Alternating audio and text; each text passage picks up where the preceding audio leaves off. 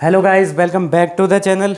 जैसा कि आप जानते ही हैं कि हमने अपने अपकमिंग सेशन 2021 के लिए अपना ऑनलाइन बैच स्टार्ट करा है, जिसके अकॉर्डिंग हम आपको प्रोवाइड कर रहे हैं सारे video lectures, audio and all the study material that help you to get 100 out of 100 marks in your board examination. जैसा कि आप जानते ही हैं कि हमने अपने प्रीवियस वीडियोज़ में हमने अपना न्यू चैप्टर स्टार्ट करा है बिजनेस स्टडीज़ का, जो कि क्या है बेटा, फाइनेंशियल मैनेजमेंट, जिसके हमारे 2 लेक्चर्स क्या हो चुके हैं, कंप्लीट हो चुके हैं। आज स्टार्ट करते हैं हम अपना लेक्चर नंबर 3। जैसा कि आप जानते हैं कि हमने लेक्चर नंबर 2 में अपना क्या करा था, इन्वेस्टमेंट डिसीजन को स्टार्ट करा था। उसमें हमने इसके इन्वेस्टमेंट डिसीजन के बेसिक कंसेप्ट को क्या कर लिया है बेटा, कंप्लीट कर लिया है। इन्वेस्टमेंट डिसीजन क्या कहता है उसके बारे में सुनिए।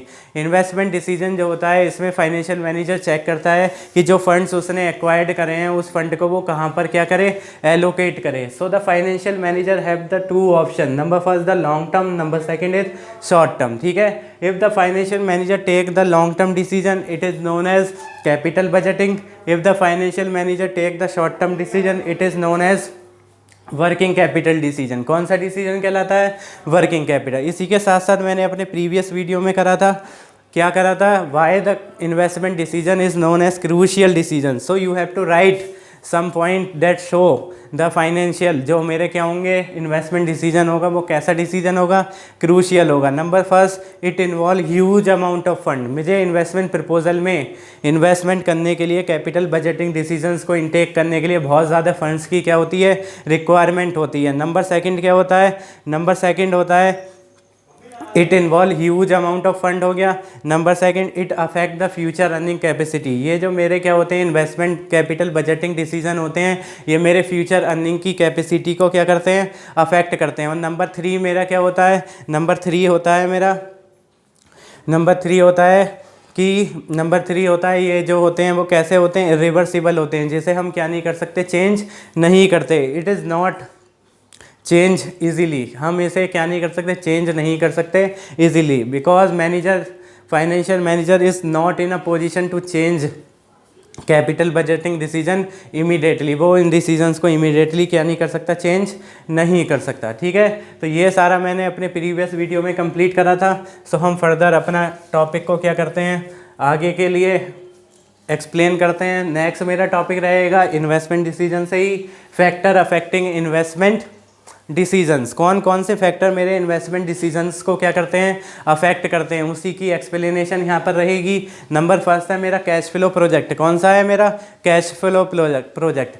जब भी कोई भी कंपनी का फाइनेंशियल मैनेजर किसी भी इन्वेस्टमेंट प्रपोजल में अपनी मनी को इन्वेस्ट करता है, तब वो क्या चेक करता है, अपनी कैश फ्लो, यानी कि प्रोजेक्ट, जिस प्रोजेक्ट में वो मनी लगाना चाहता है उस प्रोजेक्ट का क्या चेक करेगा, कैश फ्लो चेक करेगा। क्या चेक करेगा, कैश फ्लो की मुझे उस प्रोजेक्ट में मनी, मुझे कितने अमाउंट ऑफ फंड्स की क्या होगी, रिक्वायरमेंट होगी। उस फंड की रिक्वायरमेंट के साथ साथ मेरे पास इतना मनी अवेलेबल भी है या नहीं, जिससे कि मैं अपनी डे टू डे की रिक्वायरमेंट को उसके साथ साथ क्या कर दूँ, फुलफिल कर ले। क्या कर ले बेटा, फुलफिल कर ले। ठीक है, so this is known as cash flow. तो इस पॉइंट को क्या बोलते हैं हम, कैश फ्लो। जब भी कोई भी फाइनेंशियल मैनेजर किसी भी प्रोजेक्ट में मनी को इन्वेस्ट करेगा, तो सबसे पहले इसकी प्रायोरिटी होगी तो क्या चेक करना, उस प्रोजेक्ट में कितना कैश फ्लो की, कितनी मनी की क्या है, रिक्वायरमेंट है। उस मनी की रिक्वायरमेंट के साथ फाइनेंशियल मैनेजर इस पोजीशन में है भी या नहीं, जिससे कि वो अपनी कंपनी की डे टू डे की रिक्वायरमेंट भी क्या करता रहे, फुलफिल करता रहे। ठीक है, तो इस सारे चीज़ों को देखने के बाद ही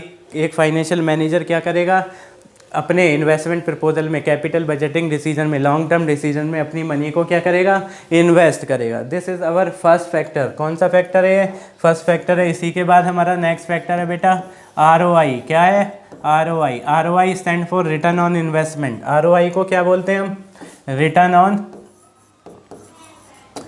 रिटर्न ऑन इन्वेस्टमेंट। क्या बोलते हैं बच्चों, रिटर्न ऑन इन्वेस्टमेंट बोलते हैं। ठीक है, रिटर्न ऑन इन्वेस्टमेंट क्या कहते हैं। ऑब्वियस सी बात है, जब भी आप किसी भी इन्वेस्टमेंट प्रपोजल में, कैपिटल बजटिंग डिसीजन में कोई भी मनी को इन्वेस्ट करते हैं, you have got the return in future. आपको क्या मिलते हैं, रिटर्न मिलते हैं फ्यूचर में, यस और नो। तो सबसे पहले फाइनेंशियल मैनेजर का जो टास्क होता है किसी भी इन्वेस्टमेंट प्रपोजल में मनी को इन्वेस्ट करने से पहले, to calculate the return of investment, ठीक है। सबसे पहले वो क्या कैलकुलेट करता है, आरओआई कैलकुलेट करता है किसी भी प्रोजेक्ट में, किसी भी इन्वेस्टमेंट प्रपोजल में मनी को इन्वेस्ट करने से पहले, ठीक है। आरओआई में क्या करेगा, वो कैलकुलेट करेगा और जिस भी प्रोजेक्ट में उसे क्या होगा, मैक्सिमम आरओआई क्या होगा, रिसीव्ड होगा, उसी प्रोजेक्ट में अपनी मनी को क्या करेगा, वो इन्वेस्ट करेगा। क्या करेगा, इन्वेस्ट करेगा, ठीक है। So we can say that there are 2 project. कितने प्रोजेक्ट होते हैं, सपोज दैट कितने प्रोजेक्ट हैं कंपनी के पास, एग्जाम्पल लेते हैं 2 प्रोजेक्ट हैं, प्रोजेक्ट ए, ठीक है, project A and project B. Project A company को कितने % रिटर्न देता है, 10%। कंपनी के मैनेजर ने कैलकुलेट करा है और यहाँ पर उसे कितना रिटर्न मिलेगा, 20%, ठीक है। जब भी कंपनी के फाइनेंशियल मैनेजर के पास, ऐसा तो होता नहीं कि एक ही इन्वेस्टमेंट प्रपोजल हो, there are number of investment proposal available किसके पास अवेलेबल होंगे, फाइनेंशियल मैनेजर के पास। So financial manager check out the return on investment on a project, ठीक है। वो क्या चेकआउट करेगा, रिटर्न ऑन इन्वेस्टमेंट को चेकआउट करेगा कि उससे प्रोजेक्ट पे मनी को इन्वेस्ट करने के बाद कितना रिटर्न क्या होगा, रिसीव होगा। उसने सपोज दैट हमने लिया, फाइनेंशियल मैनेजर के पास 2 प्रोजेक्ट हैं। फर्स्ट प्रोजेक्ट है प्रोजेक्ट ए, नंबर सेकंड है प्रोजेक्ट बी। प्रोजेक्ट ए क्या देता है, 10% रिटर्न देता है। प्रोजेक्ट बी कितना रिटर्न देता है, 20%। तो ऑब्वियसली बात है, फाइनेंशियल मैनेजर कौन से प्रोजेक्ट को क्या करेगा, कौन से प्रोजेक्ट को सेलेक्ट करेगा, project B, which gives 20% return in future, जो कि उसे कितने % रिटर्न देगा, 20%, ठीक है। So this project is selected by the financial manager. उसके बाद है बेटा मेरा नेक्स्ट है मेरा थर्ड पॉइंट। कौन सा पॉइंट है, थर्ड पॉइंट है। थर्ड पॉइंट हम करेंगे, थर्ड क्या है मेरा, इन्वेस्टमेंट क्राइटेरिया। कौन सा पॉइंट है, इन्वेस्टमेंट क्राइटेरिया। इसी को हम क्या करेंगे, आगे अपना क्या करेंगे, कंटिन्यू करेंगे। क्या करेंगे, कंटिन्यू करेंगे। देखिए सबसे पहले मैं यहाँ पर राइट करता हूँ पॉइंट नंबर 3, यह है मेरा इन्वेस्टमेंट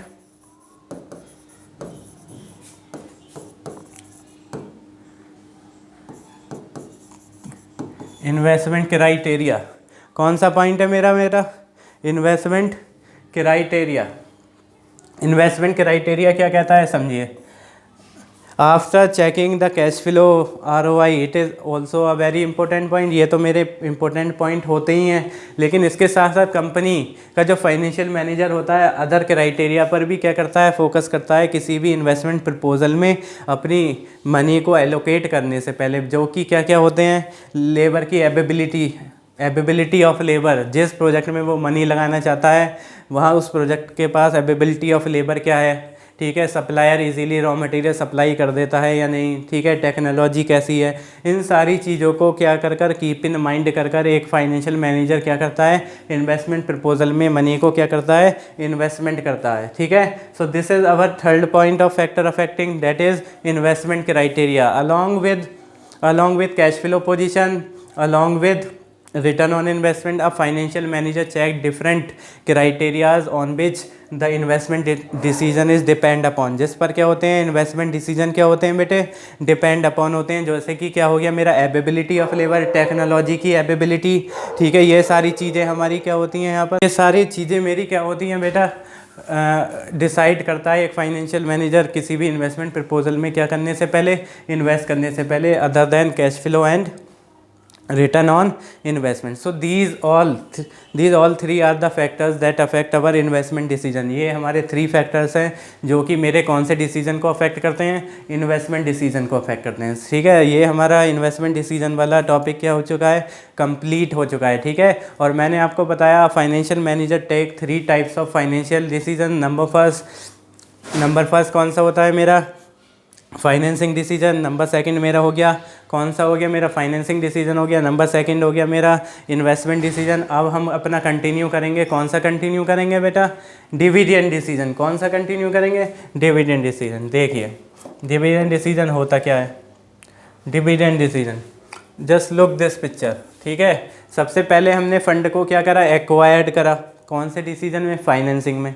उसके बाद एक्वायर्ड करने के बाद उस फंड को हमने क्या करा, इन्वेस्ट करा, either in the form of fix capital, that is capital budgeting, and a working capital, that is short term decision. कौन से डिसीजन थे वो, शॉर्ट टर्म। उसके बाद जब हम क्या कर देते हैं, इन्वेस्ट कर देते हैं। तो उसके बाद किसकी बारी आती है बेटा, डिस्ट्रीब्यूशन की। किसकी बारी आती है, डिस्ट्रीब्यूशन की। इसी का दूसरा नेम क्या होता है बेटा, एप्रोप्रिएशन ऑफ प्रॉफिट। क्या होता है, एप्रोप्रिएशन ऑफ प्रॉफिट होता है। ठीक है, इसको हम क्या बोलते हैं, एप्रोप्रिएशन ऑफ प्रॉफिट बोलते हैं। ठीक है, यहाँ पर हमने इन सारी चीज़ों को क्या करा बेटा, कंप्लीट करा।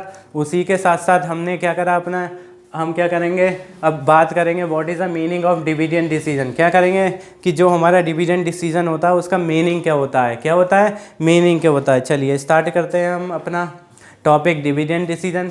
यहाँ पर डिविडेंड डिसीजन में एक फाइनेंशियल मैनेजर डिसाइड करता है, क्या करता है, डिसाइड करता है how much profit is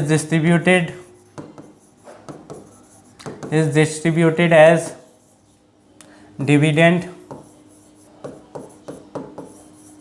and how much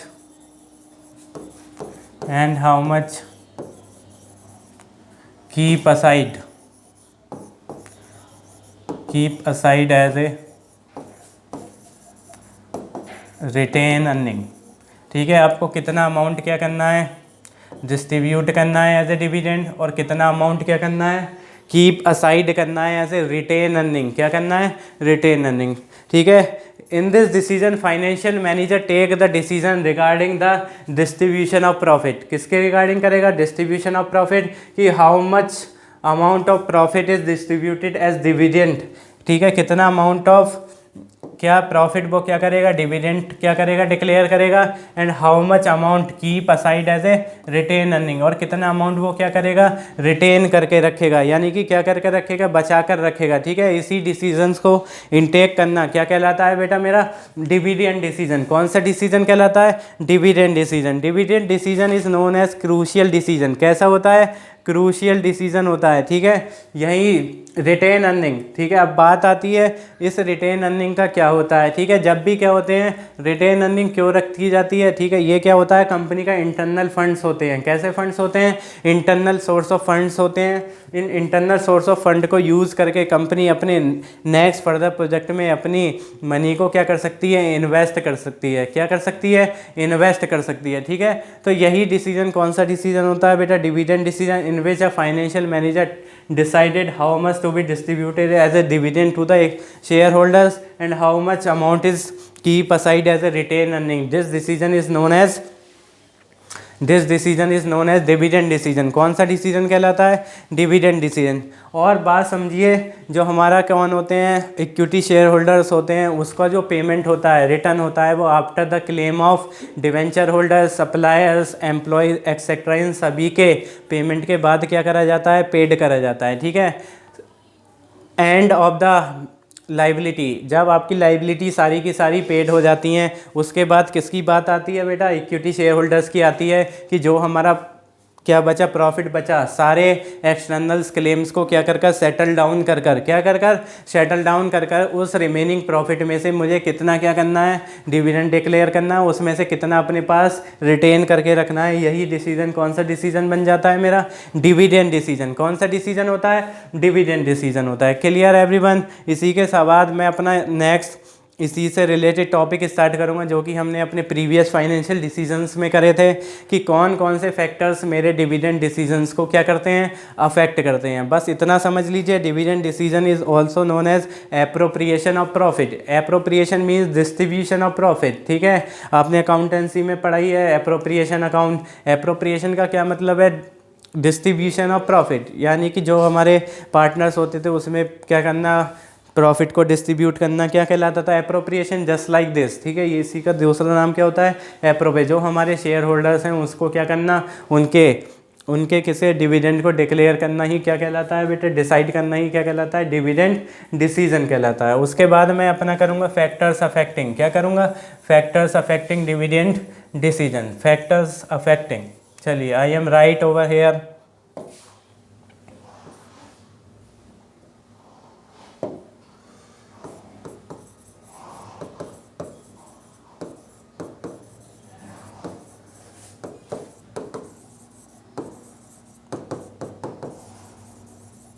Factors affecting dividend decisions. Factors affecting dividend decision. हम बात करेंगे कि कौन कौन से फैक्टर्स मेरे डिविडेंड डिसीजंस को अफेक्ट करते हैं, उसी के बारे में हम क्या करेंगे आगे अपनी क्या करेंगे अपने लेक्चर को कंटिन्यू करेंगे।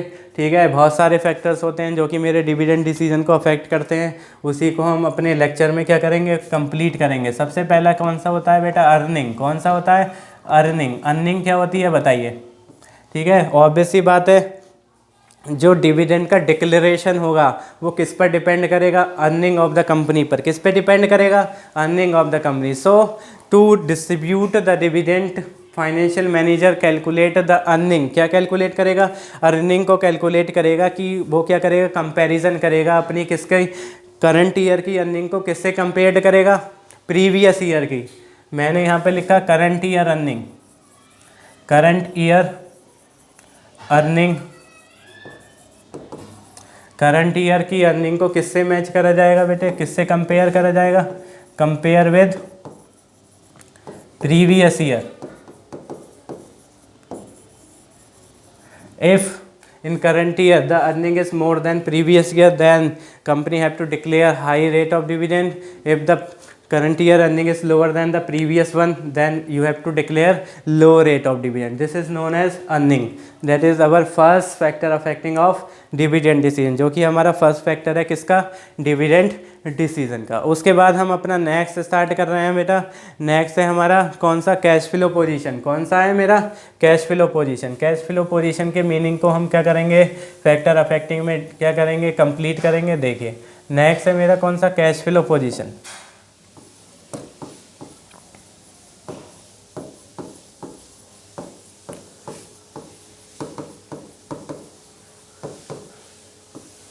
कैश फ्लो पोजीशन बेटा क्या कहता है, देखिए cash flow position means paying the dividend means the outflow of cash. Paying the dividend का क्या मीनिंग होता है बेटा, आउटफ्लो ऑफ कैश। क्या होता है, जब आप डिविडेंड पेड करेंगे तो उससे क्या मीनिंग है कि आपका कैश क्या हुआ, आउटफ्लो हुआ, उसका क्या हुआ, आउटफ्लो हुआ। यस और no. If the company have a good cash flow position, अगर कंपनी के पास कैश फ्लो पोजीशन कैसी हो, अच्छी हो, तो company can declare high rate of dividend. Yes और नो। मैंने बोला paying the dividend means outflow of cash. अगर कंपनी डिविडेंड पेड करती है तो उसके पास से कैश जाएगा। If the company have a good cash flow position, अगर उसके पास कैश फ्लो पोजीशन अच्छी है तो company can easily declare the high rate of dividend. Yes और no. If the company have not a good cash flow position, then company have to declare low rate of dividend. तो उसे क्या करना पड़ेगा, लो rate of dividend क्या करना पड़ेगा, declare करना पड़ेगा। ठीक है, क्या होता है मीनिंग, पेइंग डिविडेंड।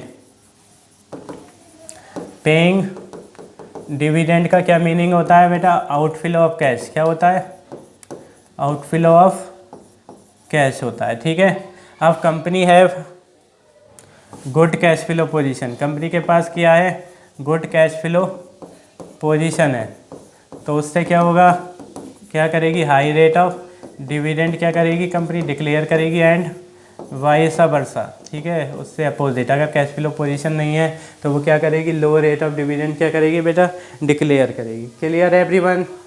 नेक्स्ट है मेरा थर्ड, कौन सा रहेगा, थर्ड रहेगा। थर्ड पॉइंट मेरा क्या है, देखिए थर्ड है मेरा ग्रोथ अपॉर्चुनिटी। कौन सा पॉइंट है मेरा, ग्रोथ अपॉर्चुनिटी। ग्रोथ अपॉर्चुनिटी में हम क्या करेंगे, अपना टॉपिक को क्या करेंगे, कंप्लीट करेंगे। ग्रोथ अपॉर्चुनिटी मैंने आपको बताया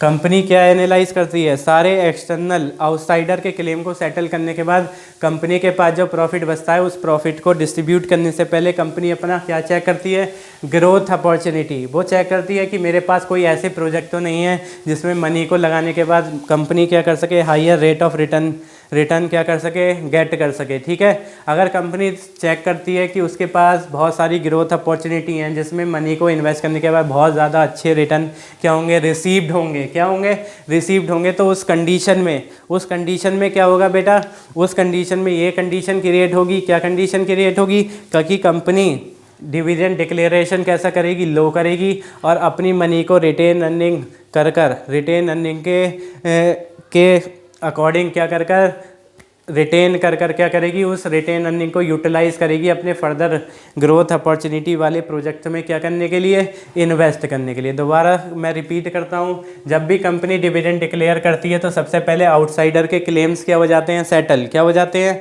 सेटल हो जाते हैं। सेटल होने के बाद जितना भी रिमेनिंग प्रॉफिट होता है उसके डिस्ट्रीब्यूट करने से पहले कंपनी क्या एनालाइज करेगी, अपनी growth opportunity. If a company have a good and a high growth opportunity available from the market, बहुत सारी ग्रोथ अपॉर्चुनिटी अवेलेबल है मार्केट में, तो company declare low rate of dividend and keep aside more retained earning, तो वो अपने पास क्या रखेगी, मोर रिटेन अर्निंग को बचा कर रखेगी।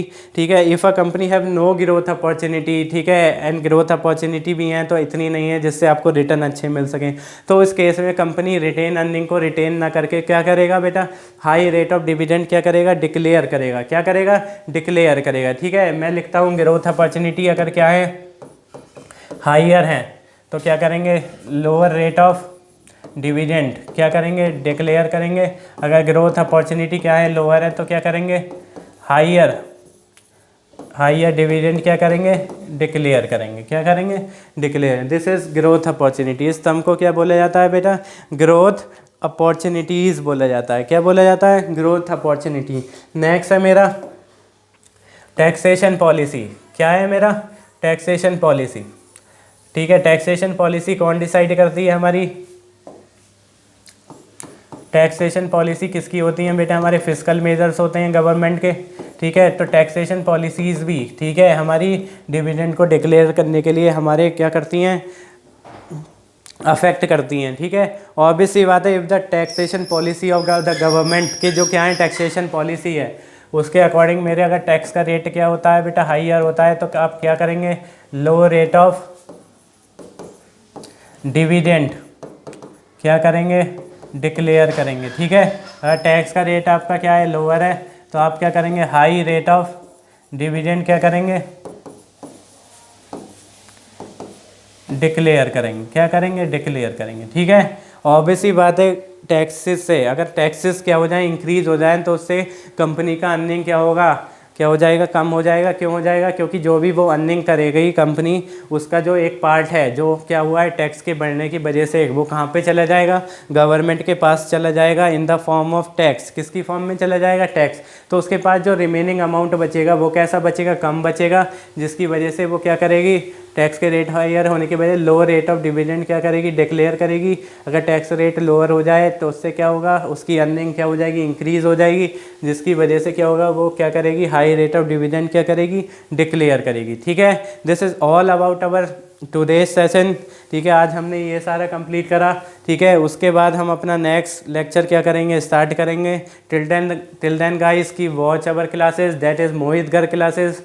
ठीक है, in which we provided you the best quality material. ठीक है, बहुत ज़्यादा रीजनेबल प्राइजेस पर हम अपने ऑनलाइन एप्लीकेशन पर आपको क्या करेंगे, पूरी की पूरी BST वगैरह इन सारे सिलेबस से रिलेटेड आपको क्लासेस प्रोवाइड करेंगे, जिसका मेन एजेंडा क्या है, आपको क्या करना, आपको एक रीज़नेबल प्राइजेस पर हाई क्वालिटी के क्या है लेक्चर्स को क्या करना, प्रोवाइड करना। टिल देन गाइस की watch our video, subscribe our Telegram channel and आप क्या करिए, प्ले स्टोर पर जाइए और हमारे ऑनलाइन एप्लीकेशन को क्या कर लीजिए, डाउनलोड कर लीजिए, हमारे एक मिनिमम अमाउंट के कोर्स के सब्सक्रिप्शन को क्या करने के लिए, गेट करने के लिए। ठीक है, वहाँ पर हमारे सारे 100 अप टू 100 सारे प्रीवियस ईयर वो सारी चीज़ें वहाँ को क्या कराएंगे, कंप्लीट कराएंगे। क्या कराएंगे, कंप्लीट कराएंगे। ठीक है, और जो हमारा इकोनॉमिक्स एंड BST का जो क्या रहेगा, हम आपको लेक्चर्स क्या करेंगे, प्रोवाइड करेंगे इन अवर पेड कोर्सेज। ठीक है, उसका मिनिमम अमाउंट हम आपको क्या कर देंगे, प्रोवाइड करेंगे कि आपको कितना मिनिमम अमाउंट पेड करना है। ठीक है, जिसके अकॉर्डिंग आपकी क्लासेस क्या रहेंगी, कंटिन्यू रहेंगी। ठीक है, टिल देन गाइस की वॉच अवर वीडियोस। ठीक है, subscribe it and hit the bell icon for the early notification. Till then guys, bye bye, take care and have a nice day guys. Subscribe now and press the bell icon. Never miss an update.